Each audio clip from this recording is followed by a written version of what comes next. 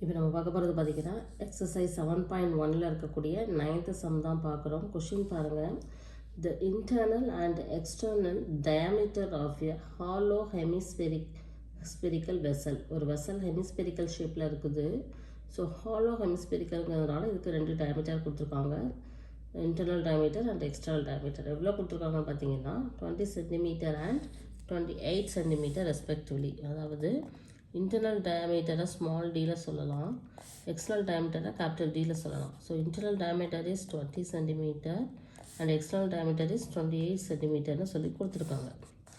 இப்போ என்ன கேட்டிருக்காங்கன்னா find the cost to paint the vessel. இந்த வெசலுக்கு வந்து நம்ம பெயிண்ட் பண்ண சொல்லியிருக்காங்க. ஸோ பெயிண்ட்னா நமக்கு வந்து சர்ஃபேஸ்க்கு மட்டும் பண்ண மாட்டோம் இல்லையா, இது ஹாலோஸ்பெரிக்கல் இருக்கிறதுனால டோட்டல் ஏரியாவுக்கும் நம்ம பண்ணுவோம். ஸோ டோட்டல் சர்ஃபேஸ் ஏரியா கண்டுபிடிச்சோன்னா தான் என்னது இதுக்கு வந்து எவ்வளோ காஸ்ட் செலவாகுது பெயிண்ட் அடிக்குங்கிறத நம்ம கண்டுபிடிக்க முடியும். ஆனால் find the cost to paint the vessel all over, எல்லா பக்கமும் அடிக்கிறதுக்கு at rupees 0.14 per centimetre square. ஒரு சென்டிமீட்டர் ஸ்கொயருக்கு எவ்வளோ ருபீஸ் கொடுத்துருக்காங்கன்னா 0.14 ருபீஸ். ஓகே, இதை வச்சு நம்ம டோட்டல் சர்ஃபேஸ் ஏரியாவுக்கு எவ்வளோ ரூபா செலவாகுதுன்னு சொல்லி நம்மளை கண்டுபிடிக்க சொல்லியிருக்காங்க. ஸோ இதுதான் கொஷின். ஸோ சொல்யூஷன் போடலாம். So internal diameter external diameter கொடுத்துருக்காங்க. நம்மளுக்கு வந்து total surface area of the hollow hemispherical vessel வந்து நம்மளுக்கு வந்து ஹாலோ ஹெமிஸ்பெரிக்கல் ஷேப்புக்கு வந்து என்ன ஃபார்முலான்னு பார்த்தீங்கன்னா total surface area of hollow section என்ன அப்படின்னு பார்த்தீங்கன்னா 5 × 3r² + r². இதில் கேபிட்டல் r² அப்படி ஆறுங்கிறது வந்து எக்ஸ்டர்னல் ரேடியஸ், ஸ்மால் ஆருங்கிறது இன்டர்னல் ரேடியஸ். ஸோ நமக்கு இங்கே ரேடியஸ் தான் தேவைப்படுது. அப்போ இந்த டயமீட்டர்லேருந்து நம்ம ரேடியஸ் கண்டுபிடிக்கும் போது r = d/2 இல்லையா. ஸோ 20/2 அப்படிங்கும்போது 10 சென்டிமீட்டர் வரும். அது மாதிரி கேபிட்டல் ஆர் கண்டுபிடிக்கிறதுக்கு கேபிட்டல் d/2 அப்படிங்கும்போது 28/2 என்ன வருது 14 சென்டிமீட்டர் வருது. ஸோ இந்த 10 சென்டிமீட்டர் 14 சென்டிமீட்டர் தான் இந்த total surface area of the hollow செக்ஷனுக்கு நம்ம யூஸ் பண்ண போகிறோம். ஓகேவா. ஸோ டோட்டல் சர்ஃபேஸ் ஏரியா கண்டுபிடிச்சிட்டு இதை வந்து நம்மளுக்கு வந்து காஸ்ட் ஆஃப் பெயிண்டிங் கண்டுபிடிக்கணும். டோட்டல் சர்ஃபேஸ் ஏரியாவுக்கும் காஸ்ட் ஆஃப் பெயிண்ட் எவ்வளோன்னு தான் கொஷின் கேட்டிருக்காங்க. அதனால் இதை வந்து அந்த அமௌண்ட்டால் நம்ம என்ன பண்ண போகிறோம் அப்படின்னா மல்டிப்ளை பண்ணிட போகிறோம். மல்டிப்ளை அப்படிங்கும்போது 0.14 per சென்டிமீட்டர் ஸ்கொயருக்கு அப்படி தானே. ஸோ அதை எப்படி எழுத போகிறோம்னு பாருங்கள். சப்ஸ்டியூட் பண்ணலாம். பைக்கு பதிலாக 22/7, 3 × கேபிட்டல் ஆருக்கு பதிலாக 14² ப்ளஸ் ஸ்மால் ஆருக்கு பதிலாக 10² இன்ட்டு 0.14 வச்சு இப்படி வச்சுருந்து நம்ம கேன்சல் பண்ணுறது கஷ்டம். ஸோ 14/100ன்னு எழுதணும் அப்படின்னா 14 டிவைட் பண்ணால் என்ன தான் வரும் 0.14 தான் வரப்போகுது. ஓகேவா. ஸோ இப்போ இதை சிம்பிளிஃபை பண்ணிங்கன்னா ஒரு காஸ்ட் ஆஃப் பெயிண்ட் கிடச்சிரும்.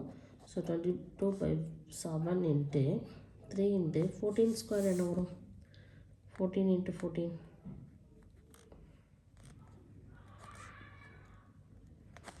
So 196 plus 10² 100 into 14/100. ஓகேவா.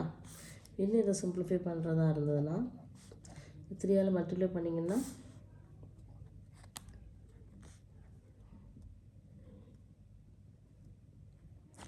So 588 plus 100 into 14/100. ஓகேவா. So 22/7 into 688 into 14/100. 1 7 is 7, 2 7s are 14. So 22 into 2, 44 into 688/100. இப்போ இது ரெண்டையும் நம்ம மல்டிப்ளை பண்ணணும். 688 44ஆல்.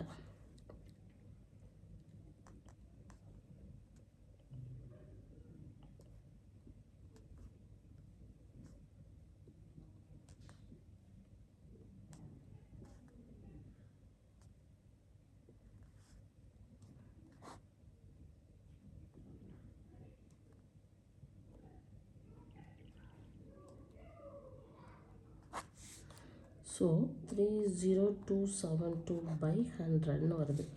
இப்போ இதை 100ஆல் டிவைட் பண்ணும்போது 2 இடம் தள்ளி புள்ளி வைக்கணும். So this is the rupees. Okay, total surface area எவ்வளோன்னு நம்ம கண்டுபிடிக்கல.